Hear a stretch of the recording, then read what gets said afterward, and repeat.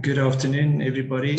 Thanks for joining the panel 3 question and answer session. My name is Koos Joubert. We had a very fruitful discussion in our panel on the topic of military operations and counterterrorism. We discussed the role of regional and international partners in countering rising levels of violence across the continent. Despite a myriad of operations to sedate these vulnerable regions, sorry, there's an aircraft at my place. The direction to peace remains unclear. The panelists discussed the need for coordinated strategies and approaches from political, military, and development perspectives to defeat terrorism and protect citizens' prosperity. Panelists also consider how we improve awareness of the threat, further development capabilities to prepare and respond, and enhance engagement with partner countries and other international actors, thus advancing development actions which respond to the needs of the populations. With that as an introduction, I'd like to ask my two panelist members to please introduce themselves. Mr. Hassan. Yes, thank you, panel chair. My name is Hassan Said Samantar. I'm the DG and Minister of Defense of Somalia, and I am happy to be part of your discussion. Thank you. Mr. Bakara. Yes, hello. I think my colleague Ramzi is here, but maybe he's engaged, so I'll be glad to answer any question. I'm Bishara Baradi from SAS Satellite.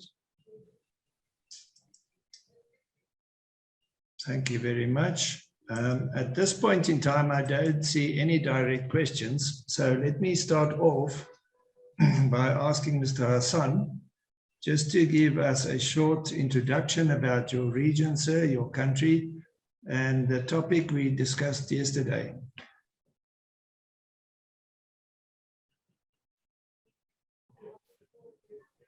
Thank you, sir. Mr. Koos Joubert, thank you. Well, I represent Somalia as the Minister of Defense, which is a ministry that was established in 1960. It went through different phases of evolution, from a rudimentary ministry in the 1960s to one of the most powerful ministries in the whole of Africa, not only East Africa. We had at least the third or the fourth largest army in Africa. That was basically Russian trained in the past. So today is totally the opposite. It's a ministry which went through destruction, unlike other institutions of the country. For example, the police, they saved their officers, their records, and so on. But the installations and the property and the historical documents of this ministry, most of them, around 80%, went lost because of looting and other stuff. So we are a bit disappointed about that because our historical memory was destroyed. But for example, in case of the police, during the colonial era, they still have the records from that time. So they were able to preserve their records because of officers who defended their premises, and they did not allow looters to go into the police stations most of the time. Some they did. Unlike the army, because after the fall of the Siad Barre regime, some politicians that took over, they ordered the dissolution of the army, which is something that is unbelievable. You cannot really destroy a country just like that, you know, because let's say there was a rebellion that was successfully removed the leadership of that time, of that government, but the army was still intact until they were given order to give their weapons to these militias. So what happened is, instead of refusing these orders, most of the officers, they got demoralized, and either some of them, they gave their weapons to their clan-affiliated militias, and others, they went to their own region. So that started the long civil war and the destruction of Somalia. So today we are trying to reconstruct this ministry, which is facing a lot of challenges, different level, political, economical, and social, etc., and security-wise also, and regional implications also. Because of our past, some regional countries are still afraid that Somalia has an army, which is powerful, that can threaten them, or they can put in jeopardy their own interest in the region. So I'm working within this atmosphere with the ministry, which has got hope in the nation to recover Somalia, because once we recover our army, it will mean that we finally stabilize ourselves and we became a normal country. So, but we are far off from that. So this is historical setup somehow of the ministry. Regionally, Somalia is placed between, for those who doesn't know, is bordering with Ethiopia, Kenya, and Djibouti in the north, and the Indian Ocean, a stretch of around 3,500, 600 kilometers of ocean, and strategically positioned between Africa and the East. We can say some define Somalia just like a big ship in the ocean. And it's a country which has got a relatively large population, even though there is no census. But we calculate, official estimate is around from 13 to 15, but the reality, Somali population, the Somali people, they reach around from 30 to 40 million. So they are not a minority in the region. They are subdivided between Somalia, Djibouti, Ethiopia, and Kenya. So we are a substantial population, which only the Oromo, they are number-wise more numerous than us in the Horn of Africa. And politically, Somalia went through different phases of turmoil. The turmoil that led the civil war is being recovered now. The country now is in full swing reconstructing, even though it has sufficiently not to get all the finances. Right now, Mogadishu, it has been defined by the United Nations as the fastest urban city developing, the fastest growing city in the world. It means that when you get this kind of figures admitted by the UN, the economy is improving, the security is improving, although we have huge challenges confronting us, but the country is moving forward from the times of destruction to times of reconstruction and hope. Now we are stuck in an impasse, political impasse. The country should have gone to elections by now. We should have elected a new president, but because of political problems and so on, we haven't yet, even though the process has started. So we expect by the end of the year, latest by January, to elect a new president and put in place a new government that will stabilize the situation. Right now, there is a bit of contention until this election, we go through this election. So even most of international partners we have, they are in a standstill. They blocked all financial support they were giving the country and so on. Until the end of this election, they are retaining everything, just helping us with the basic things. Because they want to deal with a government which has got a legitimacy and that everyone is on board with it. So right now, there is divisions within the government, within the parties and so on. So Somalia peculiarly has got a system, political system, which is very atypical in the world. It doesn't exist. It's a formula based on clan affiliations. It's called the 4.5 formula. And each clan has always been allocated a number of seats at the parliament, a number of seats in the government, and so on and so on and so on, which makes it very unviable. And if this system continues, I mean, the future of Somalia won't be very bright.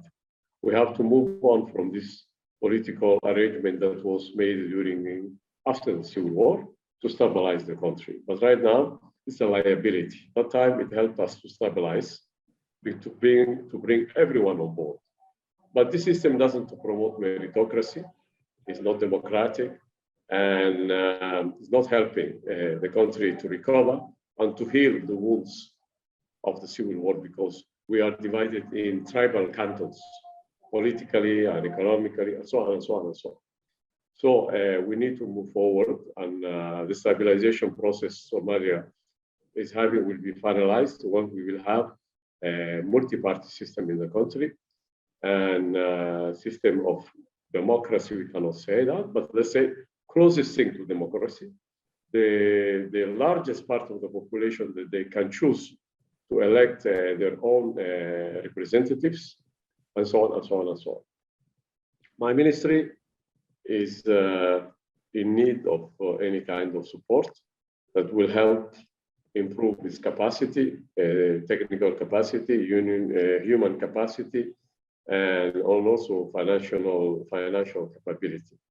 It's the largest employer of the land, and because of civilian component and all military component, it has got also the largest budget of the country. Is being allocated, diverted all resources to this ministry, although everything is directed towards the military to defeat whatever we get, to defeat this scourge of terrorism. That recently we just issued a threat assessment of the situation when we did it between the federal government of Somalia and AMISOM and United Nations and international partners. And this report agrees that Shabab has become a force to be reckoned with in terms of finances, because it has established a system of extortion throughout the areas they are, directly and indirectly, throughout collecting extortion funds through businesses. Otherwise, they will be threatened, like mafia-style system, that their businesses, they will be blown up, and so on and so on and so on, like hoteliers, like importers, and so on and so on. So this system must be broken to avoid that they get the finances to continue the purchase or the procurement of weapons and so on and so on. So this is the brief introduction. Somalia is a country from despair in the past. We are now one of the regions with most promising hopes. Recently, our country won a claim that Kenya posed on our territorial waters, even though it was like a Sisyphus ruling. Some portion of our territorial waters were assigned to Kenya, small, tiny fraction, but anyway, if we get peace, we don't mind with that. Our government accepted, even though Kenya continues to refuse it. It means that also in this area, which has been a huge potential of gas and other resources and fisheries and so on, and now there is no doubt, first of all, first time in the history, there is a boundary, fixed boundary between Kenya and Somalia, which was non-existent. And because the Somali Republic that was established in 1960 wanted to create a united Somali country. I mean, from Ethiopia, Kenya, all our Somali communities dispersed in these regions, to put it under one banner. So that's why the Somalia at that time refused to have a border with Kenya until it was settled, the Somalis on the other side of the border. No? That's why. But now, officially, Somalia has renounced. We have an official border, and our relationship with Kenya should be normalized. We hope also our relationship with Ethiopia will be normalized. So now there is a border between us. So now we know that this area that has been discovered, petrol and gas and so on, the next 5 to 10 years, it will be bringing a lot of income and potential, and it will be a game changer for the situation of Somalia, politically, economically, socially. So we have great confidence in international partners to invest in our country, not only aids and so on, but it should be the next El Dorado, they call it, they used during the Spanish conquest, you know. So we hope that we hope that Somalia will make enough legislation to be attractive to investors and foreign investment and so on and so on. Legally, there are, but what we like is security for investors to settle, and also very straightforward legislation. Right now, if you want to register a company, it's really just ridiculous. how can we compete? For example, you can go online. They have made the whole system, modern system, registration and so on. But just to register a company, it will cost you around $1,000. So this is not competitive. It's not conducive to attracting foreign investment. And exactly. So I just stop there because I could talk ad infinitum. I would like if you post me some questions specifically about Somalia and all the other subjects concerning my ministry. Thank you very much.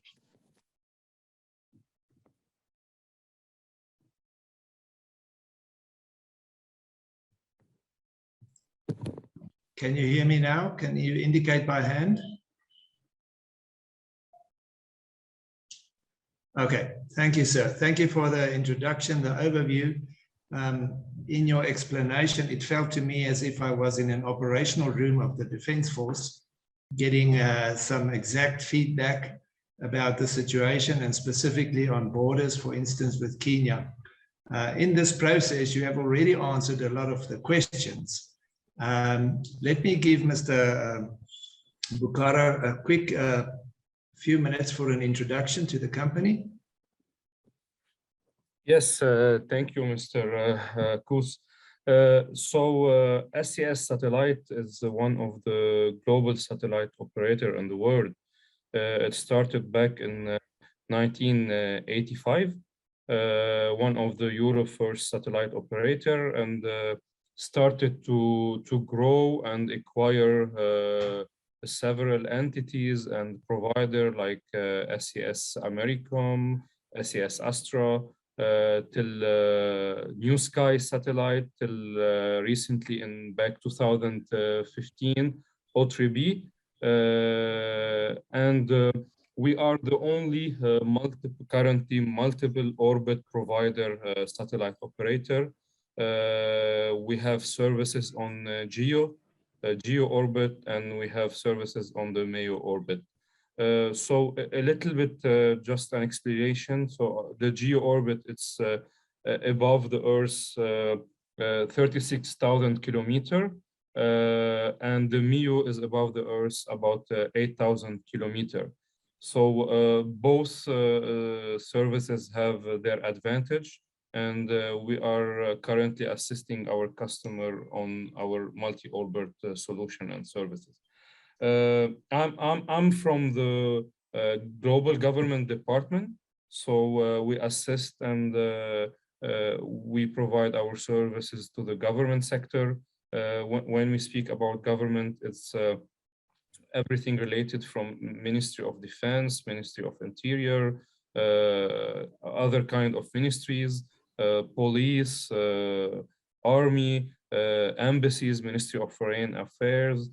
So all the sectors, UN, NGOs, peacekeeping, and my focus is on Africa region. So our solution are for the sea, for the land, for the aero.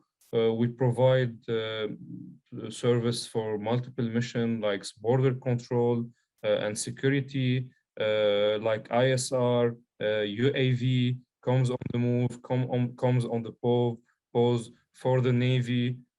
So we support such application and such missions, especially on our MEO services, because the advantage on the MEO is because the satellite are lower to the Earth, we can support high throughput, and we can have a low latency around 150 milliseconds. So it's very comparable to the fiber we have on Earth. And such applications where the army or any government need real-time decision, quick real-time decision, low latency, our MEO solution are the perfect to support this application. This is just a brief about a part of our solution. I will be available to answer any question related to our services and solution.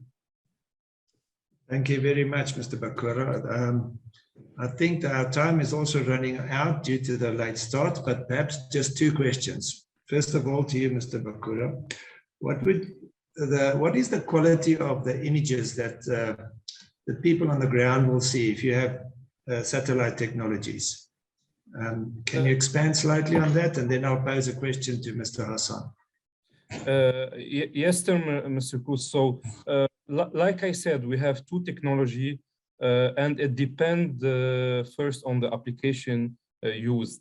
So the images can be in SD or HD. It depends on also on the equipment, the several criteria. But let's take it the difference that if we are using on the GEO, and as we said on the GEO, the capacity is limited and the latency is around 600 milliseconds. So when we say this, that this is for sure, it will impact on the quality of the images or of the video if it was in real or sending images. However, if we go to our Mayo services, we have higher capacity throughput, so we are not limited in the capacity, and the latency is 150 milliseconds. So in our Mayo services, we can have a perfect streaming, live video, and the images can be gone through high quality because the capacity and the throughput can support such service. Okay, thank you very much. That's very exciting. Yeah. Mr. Hassan, yes. Perhaps the last question to you, yes, sir. Thank you, Jos. Thank you, sir. Yeah, sorry for the late delay, as you said at the start, and that's why, and also my lengthy introduction. Sorry for that. No problem. Yeah, we are interested in this system. Of course, I checked online about the company and what they do, and it seems very interesting for us. Now, is it financeable? How it can be financed? And what would be the terms and so on and so on? Can you give us an indication about that? Mr. Bakara, that's a question to you. Yes, so Mr. Hassan, thank you for your interest. Just to price, it depends on several considerations about the capacity, which satellite we want to give you. Is it a C, KU, or KA band?